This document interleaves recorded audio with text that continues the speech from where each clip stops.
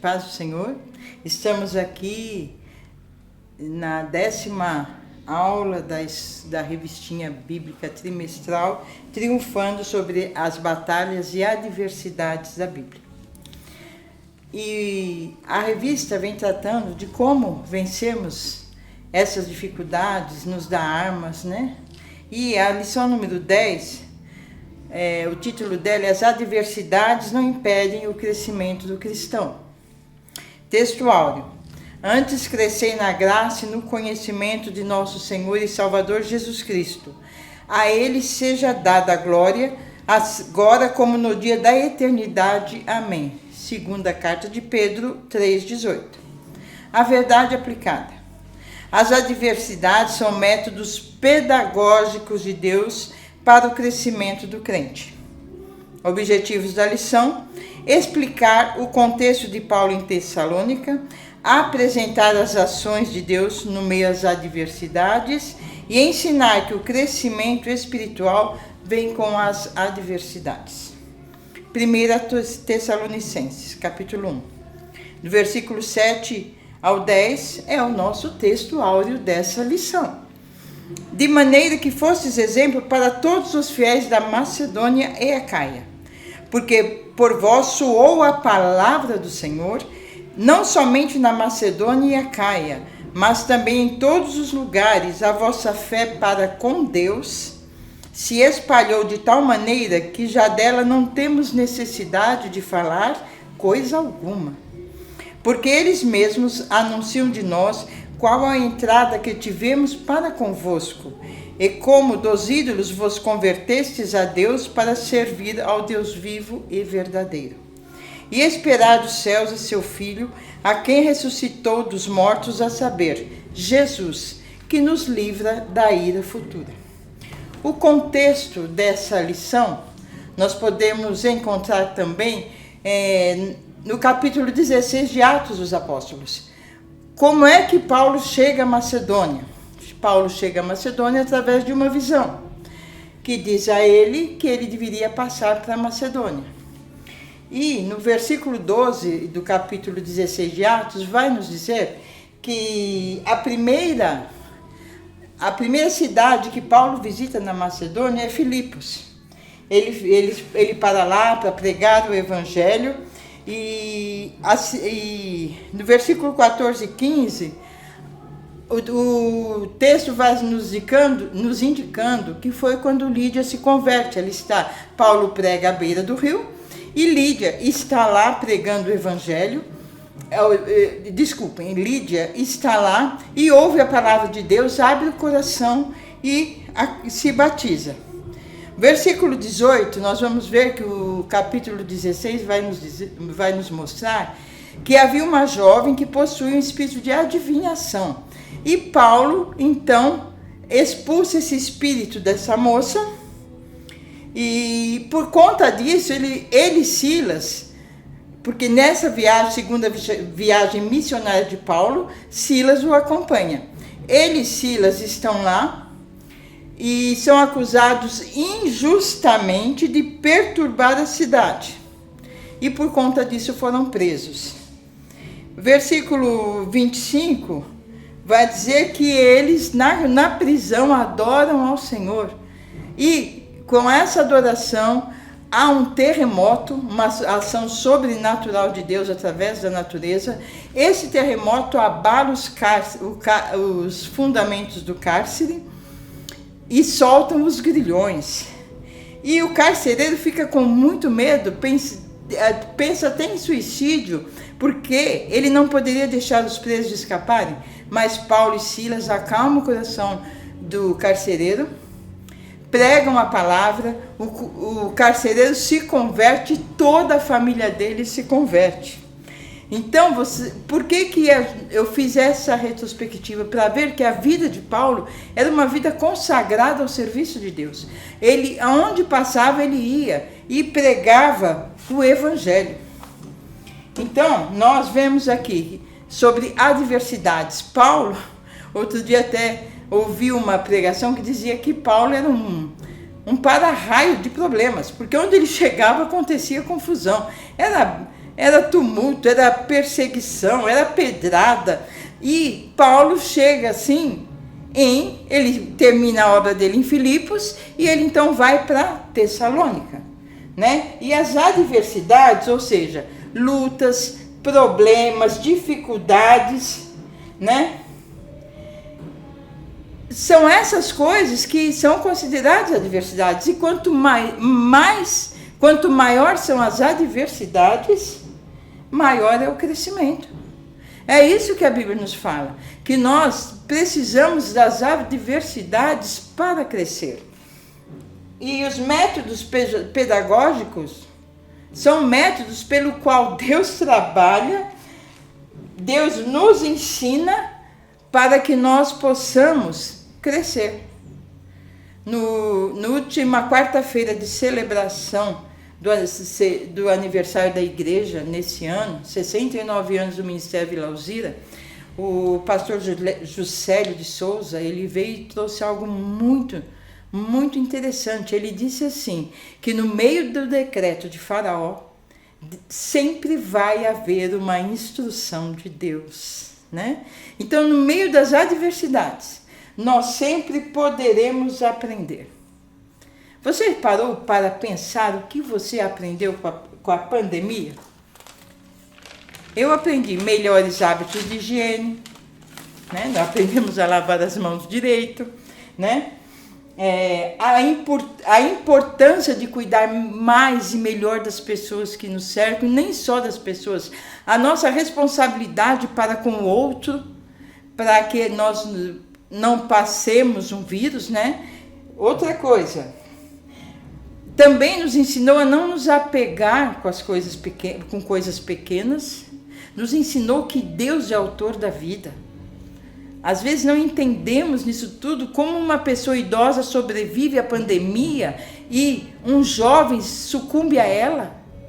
É porque Deus mostrando que Ele é o autor da vida. É Ele, a vida está nas mãos dele, a vida de todo ser humano está nas mãos de Deus e é Ele que tem controle sobre a vida. E que ela é extremamente passageira. Então, primeiro objetivo da nossa lição vai falar sobre o contexto de Paulo em Tessalônica. Quando ele chega lá, ele prega o evangelho. E os tessalonicenses têm uma importância muito grande no ministério de Paulo, porque assim que eles recebem a palavra, eram pessoas pagãs, eram pessoas idólatras, que recebem a pregação do evangelho, abrem o coração para o evangelho, e assim que eles recebem a palavra, eles já saem multiplicando essa palavra, eles saem já propagando o evangelho. E através deles o evangelho se espalhou por uma grande região da Macedônia, por causa da fé que eles demonstraram. Mas as 3 últimas lições vão nos ensinar como nós podemos vencer as adversidades. A lição 7 vai nos dizer que nós temos que ter uma vida de oração. Se nós não tivermos uma vida efetiva de oração, nós poderemos sim sucumbir às adversidades, porque não vamos saber como usar as armas, né, poderosas que a lição 8 vem dizendo para nós. A lição 8 vem dizendo que nós temos armas poderosas para vencer as adversidades. O cinto da verdade, a couraça da justiça, calçar os pés no evangelho da paz. E a lição 9, ela vai nos ensinar que nós precisamos confiar completamente na suficiência de Cristo. Ele é suficiente para todas as coisas. Mas como o evangelho floresce naquele lugar?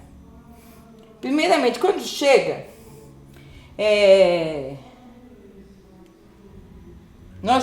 ele chega naquele lugar, como diz o verso 1, Paulo chega, ele vai levar o evangelho. E o que eles começaram a ver? Paulo e Silas, ver os problemas na perspectiva de Deus. Nós precisamos enxergar os problemas da nossa vida na perspectiva de Deus. Paulo e Silas tinham sido presos, embora estivessem fazendo a obra de Deus.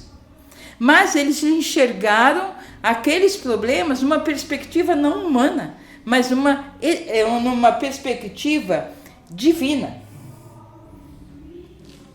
Por exemplo, vamos citar um exemplo de Noemi. Noemi, no Antigo Testamento, a história de Noemi, nós sabemos que ela era mulher de Elimeleque, que por causa de fome em Belém, ele levou toda a sua família para Moabe, e naquele lugar ele morre, naquele lugar os filhos dela morrem, e ela podia ter achado que a vida dela estava acabada. Mas na perspectiva de Deus, Deus olhava para aquela dificuldade de Noemi, um meio, estava instruindo-a para voltar para Belém. Porque o plano dele, o propósito dele para ela e para Ruth não tinha terminado em Moabe. Se nós pararmos para observar, Deus trouxe uma instrução para Noemi. Volte para Belém, volte para a casa do pão. E Ruth foi com ela, e Ruth casa com Boaz, o remidor, e vocês sabem, vocês conhecem o final da história. Então, no meio de uma adversidade, o que acontece? Deus tem a instrução para o seu povo. E é isso que nós devemos pensar e procurar no meio da adversidade, no meio de um problema, no meio de uma luta, o que é que Deus está nos ensinando. Então, oportunidades e adversidades, elas caminham juntas, elas não estão separadas. Oportunidade e adversidade andam de mãos dadas. E se nós olharmos o problema somente pela perspectiva humana, certamente nós não vamos conseguir vencer aquela dificuldade.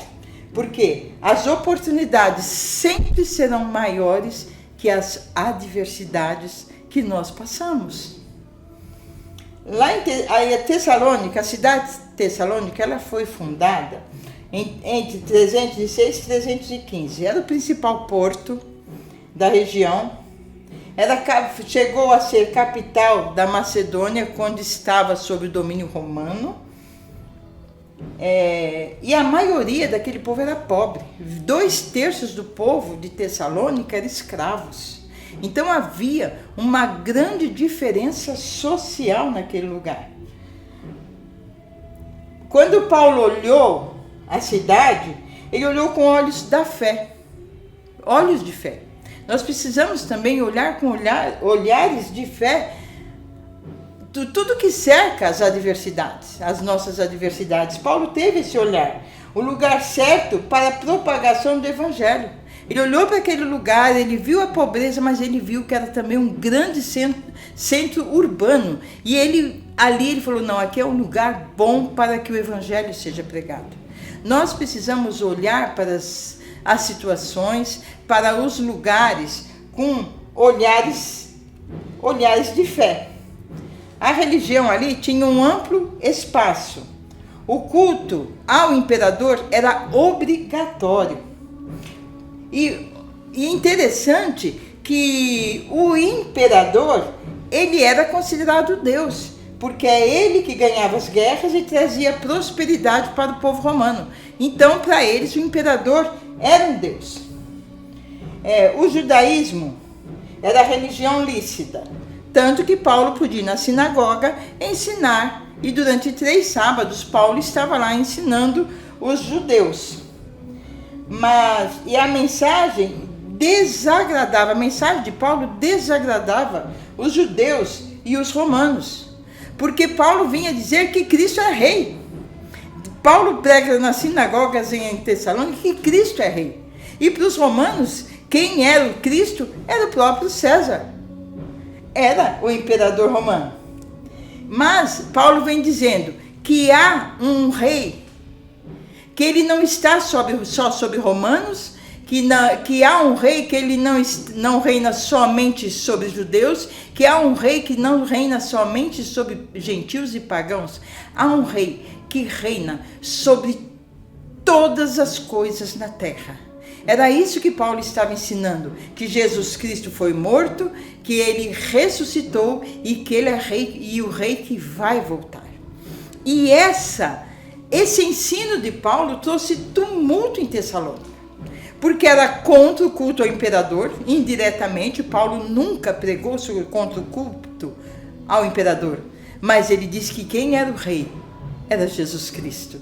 Então, eles vieram para Tessalônica e a própria carta de Tessalônica vai dizer que aqueles que perturbavam o mundo chegaram até eles com uma mensagem que dizia que não era mais César o rei, o Cristo, mas sim Jesus Cristo, o Rei dos Reis, que voltaria para estabelecer o seu reinado. E a mensagem dele desagradava a todo mundo.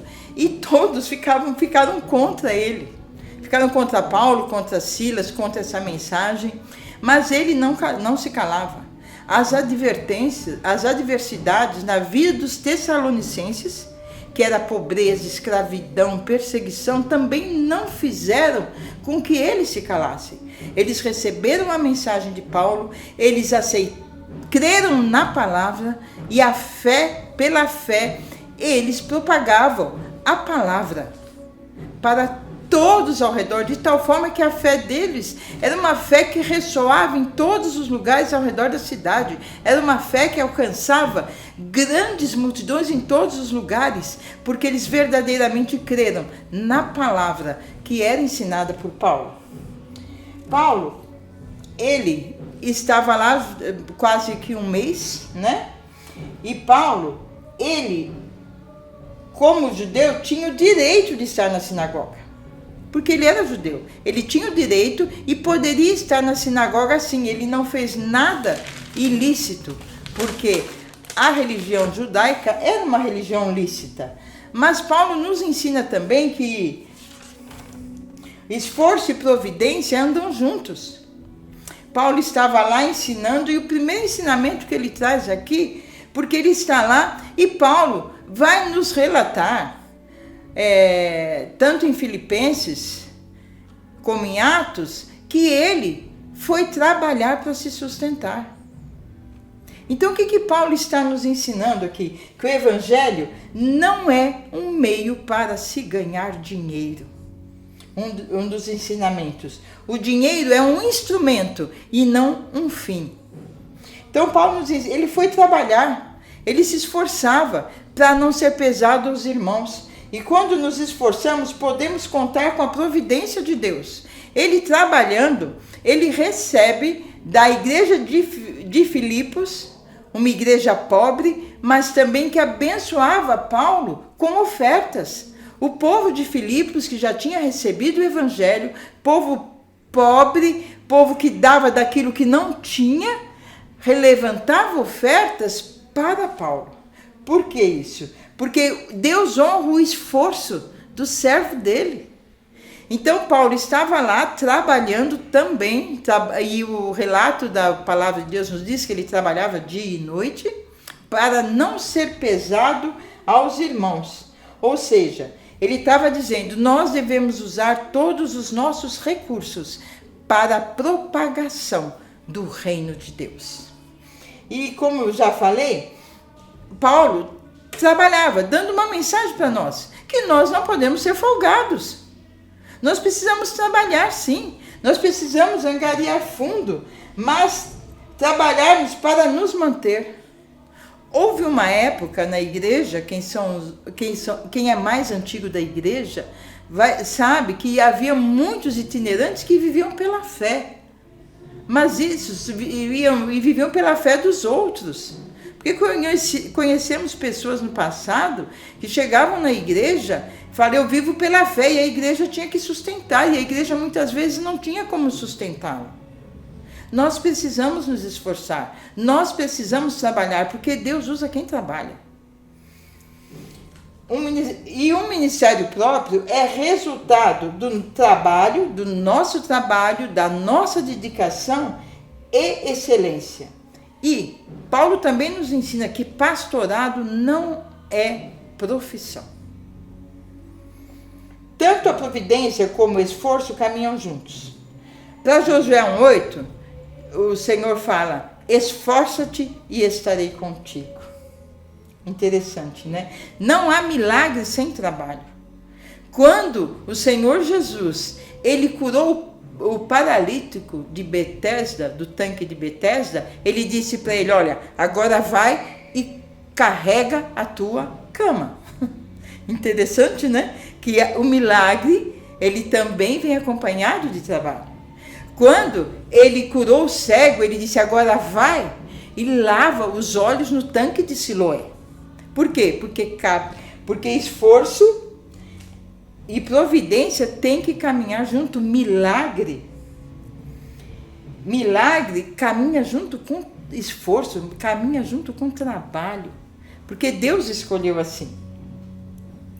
E depois, Paulo também nos ensina, no ponto 1.3 da lição, que as tribulações não impedem o agir de Deus. Você imagina se as adversidades, as tribulações, as perseguições impedissem o agir de Deus, nós não teríamos Atos dos Apóstolos escritos, porque aqueles apóstolos foram perseguidos. Sempre que o Evangelho contrapor o erro, um erro do mundo, ele vai sofrer perseguição. O crescimento da igreja não pode parar, mesmo em meio à perseguição. Quanto mais os apóstolos fugiam da perseguição, mais o evangelho crescia, e em todas as direções. Missão em meio à adversidade. A missão nunca foi fácil, mas a igreja também nunca parou de crescer na época dos apóstolos. Eles eram perseguidos. Aliás, o livro O Evangelho do Reino, do autor Eled, ele diz que os apóstolos, quando receberam a ordem dos discípulos, de Jesus, quando eles recebem a ordem de Jesus para ficar em Jerusalém, Atos 1:8, até serem revestidos do alto, serem revestidos de poder, e eles seriam testemunhas do que Cristo fez, Jerusalém, Judéia e Samaria, até os confins da terra. Por quase 17 anos, os apóstolos ficaram em Jerusalém. Paulo já estava pregando aos gentios quando veio uma perseguição sobre os apóstolos. E eles saem de Jerusalém. E aí o evangelho alcança a Ásia, alcança a Europa. É algo assim lindo de se ver, de como a perseguição do povo de Deus espalhou o evangelho a grandes lugares, até os confins da terra da época. Porque a perseguição e as adversidades não impedem Deus de agir. Se você está agora num momento de lutas, de adversidade, saiba que isso não vai impedir Deus de agir na tua vida. Porque são nesses momentos que nós crescemos, são nesses momentos que nós encontramos uma maturidade necessária para alcançar outro patamar de fé. E a igreja também, ela não é uma empresa. Porque a empresa, ela gasta menos para ganhar mais, para lucrar. Mas a igreja é um organismo vivo e espiritual. E a obra é de Deus e não é de homens. Então, pode acontecer o que for. Quem é que pode parar ou quem é que pode impedir Deus de agir? A palavra de Deus nos diz: agindo Deus, quem impedirá? É perseguição, é luta, nada pode impedir Deus de agir. Se você está em lutas, lembra disso. Nada vai impedir Deus de agir na tua vida. Nada pode impedir Deus de agir na minha vida. O crescimento vem com a adversidade. Tem algo bom na adversidade. Tem algo bom na perseguição. Tem algo bom na tribulação. Sim, tem. E isso é crescimento espiritual. Porque não é natural que um bebê nasça e passe a sua vida inteirinha sem cumprir as etapas. O bebê nasce, ele engatinha, ele se coloca em pé para se equilibrar, depois ele começa a dar os primeiros passos, ele tira a fralda, ele vai para a escola, há crescimento. E nem sempre é fácil largar uma fase anterior. Às vezes nós queremos ficar na segurança, no conforto da fase anterior. Porque quando avançamos de fase, às vezes nós temos medo do que vem para frente. Mas Deus nos garante que Ele está cuidando de nós. E nós não vamos deixar de crescer. Mas nós precisamos entender que o crescimento anda junto com a adversidade. Não é fácil. Jesus nunca falou para ninguém que seria fácil. Ele nunca pregou um evangelho de facilidades, mas ele disse: no mundo tereis aflições, mas tem de bom ânimo. Tem de bom ânimo. Ele já venceu tudo por nós. Hoje nós somos filhos. Nós não somos mais servos, somos filhos de Deus. Sabe por quê? Porque quando Deus desejou ter muitos filhos, Deus semeou o seu único filho na terra. E não importa o que você está passando nessa hora, você pode ter certeza que no meio dessa adversidade, você vai encontrar uma instrução de Deus para o teu crescimento. Ok? Por quê? Porque por trás de toda adversidade tem algo maior. E a adversidade não é para desanimar, a adversidade não é para nos parar, e nós só nos tornamos maduros através dela. E precisamos crescer, porque uma criança que não cresce, ela tem problemas. Precisamos crescer.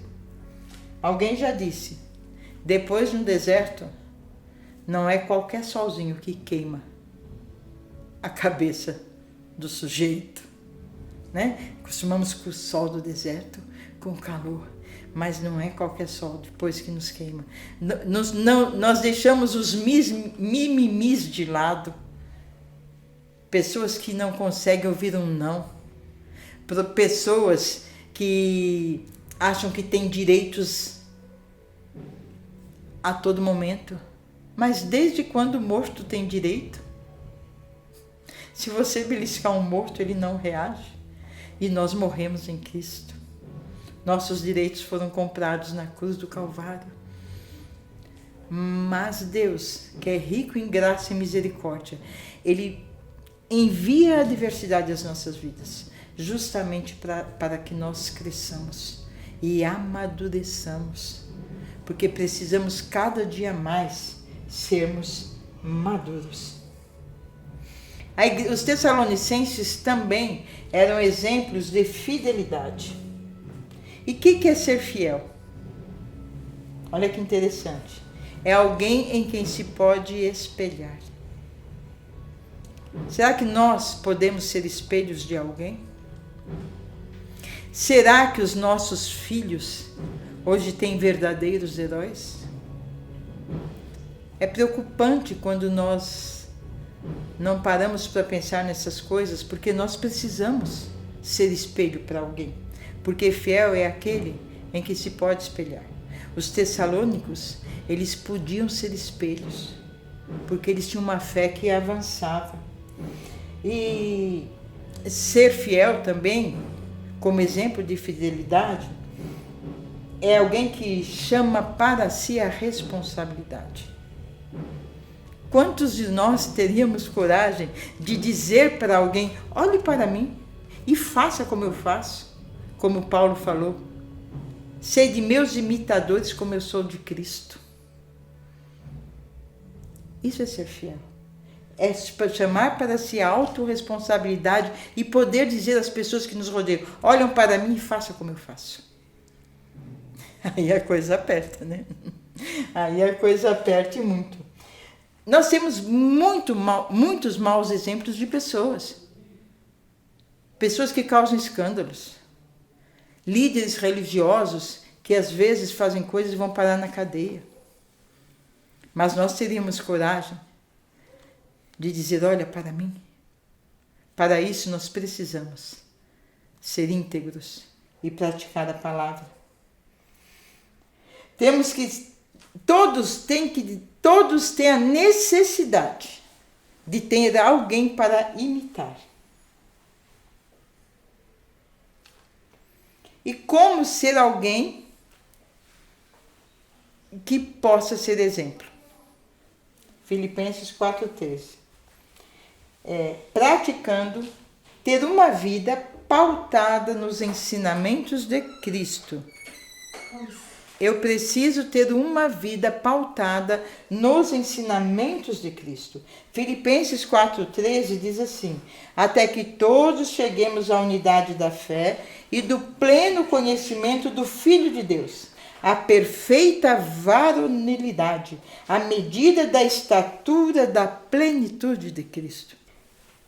No ponto 2.3 da nossa lição, vai falar sobre 3 virtudes que nós, como cristãos, precisamos ter: amor e fé operante e esperança paciente. O amor em movimento e fé que gera obras. Essas coisas nos impulsionam. O amor em movimento, ela nos impulsiona. Ele precisa nos impulsionar para boas obras. Porque a vida cristã é essa, é fé que gera boas obras. E nós precisamos desenvolver essas virtudes. A fé que gera obras. E fé e amor são atitudes do dia a dia em relação ao outro. Eu tenho a minha fé, mas ela precisa gerar obras para quem? Para mim? Não, para o outro. O amor, eu tenho amor, mas eu tenho que passar esse amor para outro, o amor de Cristo. Então nós precisamos reconhecer que nós temos essa missão de levar fé e amor. Uma fé que gera obras e um amor que invada o coração das pessoas e que transforme as pessoas. A esperança está ligada ao caráter. E no dicionário Vini, ele disse assim sobre esperança: ela encontra sua expressão na resistência sobre a provação. Olha só, quanto mais eu resisto na provação, mais cresce a minha esperança, porque ela está ligada ao caráter. É o efeito que se espera pela vinda de Jesus. É a âncora da alma que permanece firme em meio às tormentas da vida. A esperança tem que ser paciente. O mundo brinca aí que diz que a esperança é a última que morre, mas isso é um jargão. E nem tudo que o mundo diz é verdade. A Bíblia diz que a fé, o amor, a esperança jamais vão morrer. A esperança jamais vai morrer, porque a esperança é a âncora que firma a nossa alma na caminhada da vida. A esperança não nos deixa desanimar e nem olhar para trás. Nós prosseguimos em frente por causa da esperança e ela é o arrimo do nosso caráter. Porque nós aguardamos algo que vem do céu. Nós aguardamos Jesus Cristo que virá para nos levar. Então essa esperança, ela é a que ancora a nossa alma. Ponto 3 vai falar de adversidade, crescimento e fidelidade. Primeira coisa, a palavra de Deus. A palavra é de Deus. Eu quero dizer para você que acha que a Bíblia contém a palavra de Deus, eu vou dizer para você que você está enganado. A Bíblia não contém a palavra de Deus. A Bíblia é a palavra de Deus. Porque tudo que está escrito para o nosso ensino foi escrito. Então, tudo na Bíblia tem um propósito para que nós estejamos sempre aprendendo. ela gera poder e virtude. A palavra de Deus gera poder e virtude.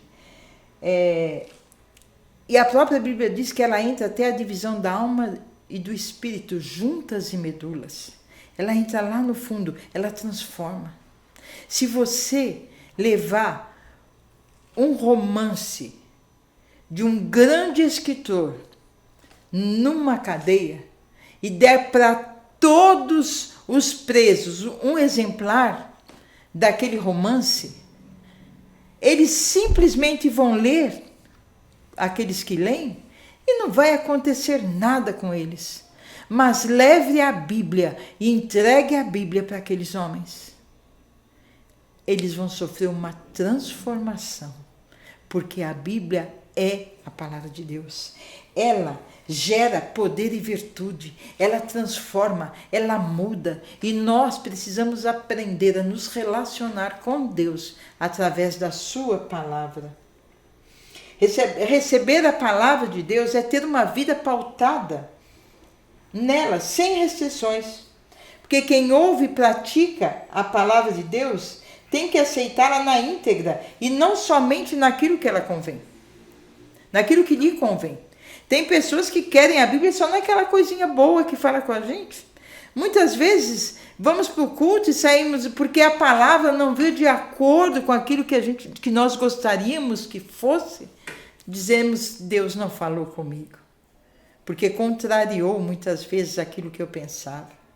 Independente daquilo que Deus falar conosco através dela, se eu concordo ou não, ela continua sendo a palavra de Deus. E muitas vezes ela não vai vir naquilo que me é conveniente, porque eu não posso adaptar a palavra à minha vida.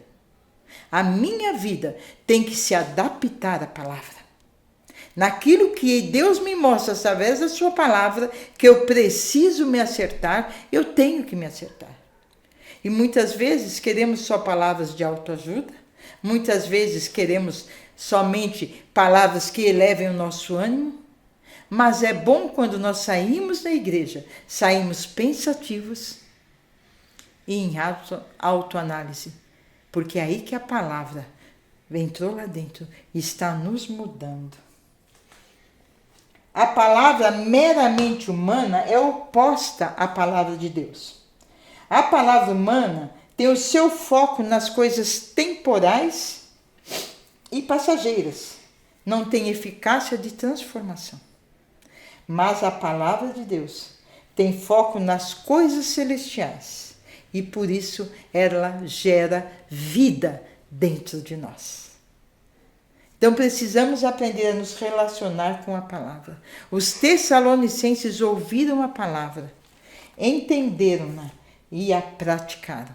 Guardaram a palavra e se tornaram exemplos dos fiéis. Ou seja, foram testemunhos para os próximos. E não somente os próximos, até hoje a história da fé dos tessalonicenses nos impressiona, porque ela está registrada através das cartas de Paulo na Bíblia Sagrada. Salmo 119 vai nos dizer, versículo 11, guardei a tua palavra no meu coração para não pecar contra ti. Quando eu ouço a palavra, eu guardo no meu coração. Eu não peco contra Deus. Ela é uma força, um reforço. Veja que interessante o processo. Eu leio uma palavra, porque há um processo também. Eu leio a palavra e depois eu vou meditar nessa palavra. O ato de meditar podemos comparar com... Eu acho que esse exemplo vai ser meio estranho, mas eu vou trazer para vocês. Com o ato do mastigar de um boi, de uma vaca. Porque o que acontece? Quando o boi ele começa a mastigar o capim, ele mastiga e engole. Daqui a pouco volta de novo para a boca dele. Ele mastiga e engole. Daqui a pouco volta de novo para a boca dele. Enquanto ele não extrair dali todo tudo aquilo que lhe é necessário para ter força, para continuar a andar, para continuar a ter uma vida satisfatória, ele não cessa esse processo. Então, meditar na palavra de Deus é mais ou menos isso. Você vai ali, lê aquele texto, algo te chama a atenção e você vai ficar pensando naquilo, vai ficar ruminando, porque o boi rumina aquele bocado que ele põe na boca.